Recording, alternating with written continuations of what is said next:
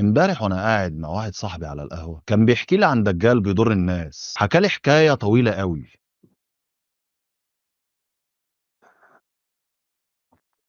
ما شغلنيش فيها غير سؤال واحد بس سأله في الآخر: هو في حد ممكن يمشي في طريق الشيطان وهو عارف ومتأكد ان هو طريق الشيطان؟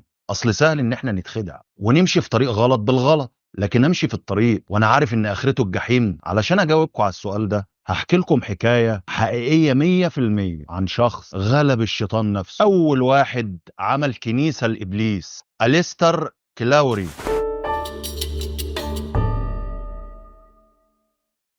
في مدينة هادية موجودة في انجلترا، وفي يوم 12 اكتوبر 1875 اتولد طفل اسمه الكسندر كلاوري. عيلته كانت متدينة جدا وبتنتمي لطائفة اسمها الاخوة المتجمعين، ودي كانت طائفة مسيحية متدينة جدا وشديدة، لدرجة ان والده كان واعظ ديني ووالدته كانت شديدة جدا في تربيتها ليه، وكانت بتعتبر اي تصرف مخالف للدين جريمة. وده اللي خلى أليستر يكون من جواه عنده عقد نفسية كتير. لكن من وهو صغير كان عنده أسئلة كتير قوي في دماغه: ليه وازاي وعشان ايه؟ كل الضغط ده فتح جواه باب أسئلة كتير، ولما راح سأل والدته عنها كان ردها عنيف وقاسي. ازاي يسألها مين ربنا؟ ازاي يسألها ليه بنعبده؟ علشان كده والدته كانت شايفاه وحش، ومن نظرها كان أليستر هو ابن الشيطان، وده كله زود الضغط جواه. ولما وصل للمدرسة كان فاكر ان المدرسة هتبقى هي المهرب ليه، المكان اللي هو هيقدر يتعامل فيه زي ما هو عايز. لكن الموضوع ما كانش بالسهولة دي. كان الولد الجديد اللي الكل بيتريق عليه، وأليستر برضه ما كانش مديهم فرصة يصاحبوه، كان متنمر وعنيف. وبدل ما تكون المدرسة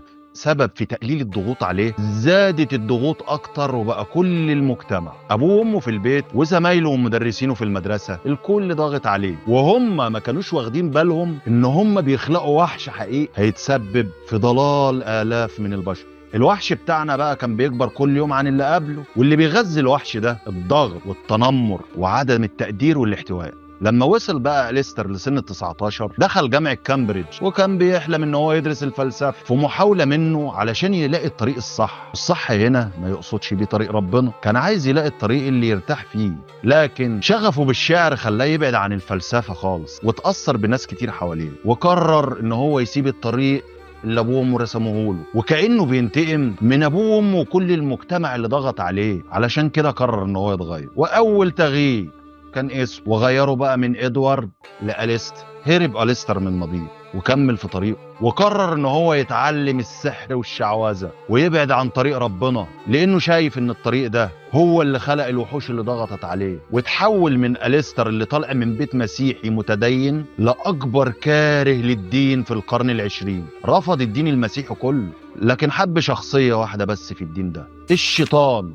وهنا هنبدأ رحلة جديدة في حياته. لقى الطريق اللي عايز يمشي فيه، لكن ما كانش معاه فلوس يكمل حياته بعد ما أعلن كفر، فتحول من طفل مضغوط ومشتت لمراهق وشاب فقير وطريقه مضلم. لكن هنا أبوه يموت في ظروف غامضة، وأليستر يورث تلت ثروته. فشاف ان مشاكله كده كلها اتحل، وقرر ان هو يهتم بدراسته، مش الفلسفة ولا الشعر المرة دي، الشعوذة والسحر.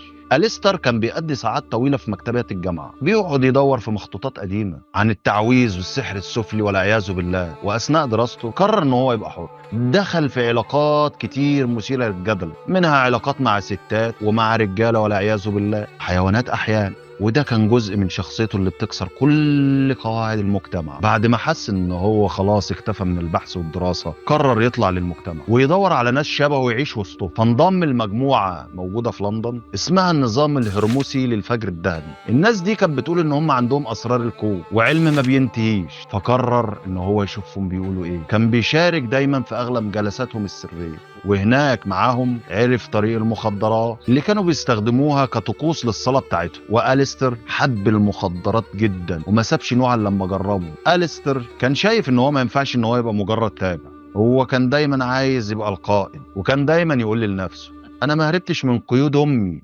والمجتمع والدين علشان يبقى في قائد تاني يقول لي اعمل ايه وما اعملش ايه. ده خلاه علاقته بجماعته تتوتر، خصوصا لما بدأ يشكك في تعليمه ويعمل طقوسه الخاص. وفي يوم قرر ان هو يسيبهم ويبدأ رحلته في عالم السحر. علشان كده ساب لندن كلها، وما سابش لندن بس، ده ساب اوروبا كلها، وقرر ان هو يروح عاصمة السحر في العالم القديم، مصر. وسنة 1904 سافر أليستر لمصر مع زوجته روز، وهناك قرر ان هو يخدع المصريين ويدعي ان هو جاي علشان يدرس التاريخ القديم، وبالفعل سمحوا له ان هو يطلع على آثار ومخطوطات قديمة. ساعتها أليستر لم مجموعة كتيرة من الناس حواليه كأنهم موردين، وقال ان هو النبي بتاع العصر الجديد، النبي اللي هيغير نظرة العالم للإنسان وهيدي للإنسان الحرية اللي يستحقها. ادعى ان هو جاله وحي من إله اسمه عيواز. الوحي ده كان مهتم جدا بعبادة عين حورس، وساعتها كتب كتاب اسمه كتاب القانون. تقدروا تدوروا عليه، موجود على النت، بس اكتبوا وانتوا بتبحثوا إنجيل الشيطان. الكتاب ده كان مليان عربدة وكفر في كل الأديان، دين كامل ما فيهوش غير قانون واحد بس، والقانون ده بيقول ما فيش قانون، كل واحد يعمل اللي هو عايزه. وبدأ أليستر فعلا ينشر تعليم الدين الجديد اللي لقى في نفوس البشر الفاسدة أتباع كتير. تفتكروا أليستر مش كان عارف ان هو ماشي غلط؟ تفتكروا ان هو ما كانش عارف ان ده طريق الشيطان؟ خلونا نكمل. أليستر بعد ما خلص رحلته في مصر قرر ان هو يسافر الجزائر، لانه سمع ان في هناك منطقة اسمها سيفار، فيها كهوف قديمة جدا عليها نقوش ورموز من آلاف السنين، وكان شايف ان النقوش دي فيها أسرار الكون. بس ما ظنش ان هو كان مسافر عشان الأسرار دي، لأن كل المجموعة اللي سافرت معاه اختفوا واحد ورا التاني، وفي ادعاءات كتير انه قدمهم قرابين للشيطان. ولما رجع أليستر للندن اتسأل كتير عن الناس اللي كانت موجودة معاه في الجزائر، لكن رفض ان هو يقول اي حاجة من اللي حصلت له، وقال ان هم حبوا يقعدوا هناك ويقطعوا علاقتهم بالناس. لكن الحقيقة ان الناس دي اختفت تماما وما ظهر لهمش جثث حد. تفتكروا جثثهم راحت فين؟ خلونا نكمل. لما رجع للندن قرر ان هو يعلن عن دينه الجديد في اوروبا.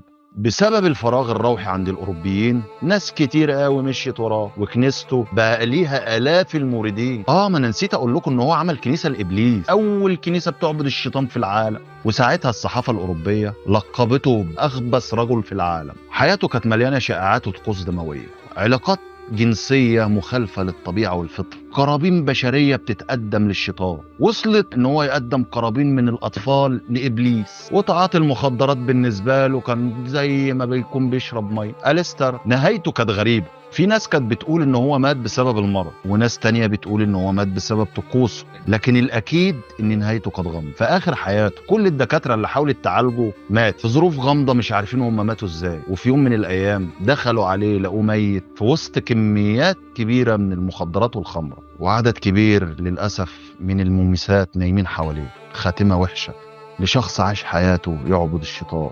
لكن موته ما كانش عادي، لأن بعد أقل من 24 ساعة من موته الطبيب اللي كان بيعالجه مات في ظروف غامضة هو كمان. أليستر مات وراح لإلهه الحقيقي، وزمانه بيتشلوح هناك.